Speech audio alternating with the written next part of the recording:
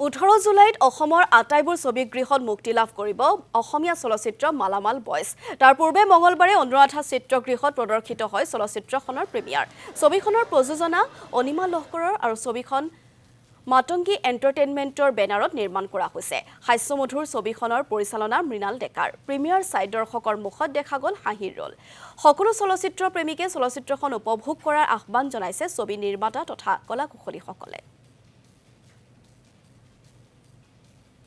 অসমবাসী ৰাইজক মই ধন্যবাদ দিব বিচাৰিম প্ৰথমতে, কাৰণ চিনেমাখনৰ আমাৰ যিখিনি বস্তু এতিয়ালৈকে ৰাইজৰ মাজত আমি উলিয়াই দিছোঁ, আমাৰ কেৰেক্টাৰ ড্ৰপ হওক, ট্ৰেইলাৰ হওক, গান হওক, তো সেইখিনি বস্তুক ইমানখিনি বেছি মৰম দিছে, ইমানখিনি বেছি আশীৰ্বাদ কৰিছে আৰু চবেই ইচ্ছাটো দেখুৱাইছে চিনেমাখন চাবৰ কাৰণে বহুত বেছি আশাবাদী হৈ আছে।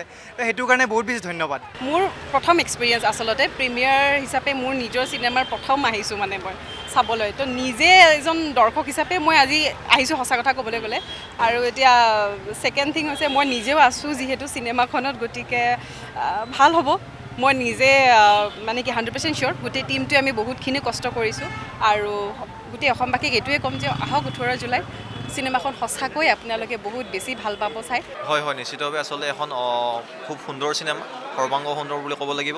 এই চিনেমাখনত আচলতে আমাৰ ৰোমাঞ্চ হওক বা আচলতে দুখ লগা কাহিনী হওক বা জীৱনৰ যে সংগ্ৰাম, এই গোটেই সংগ্ৰামখিনি আচলতে ফুটি উঠিছে।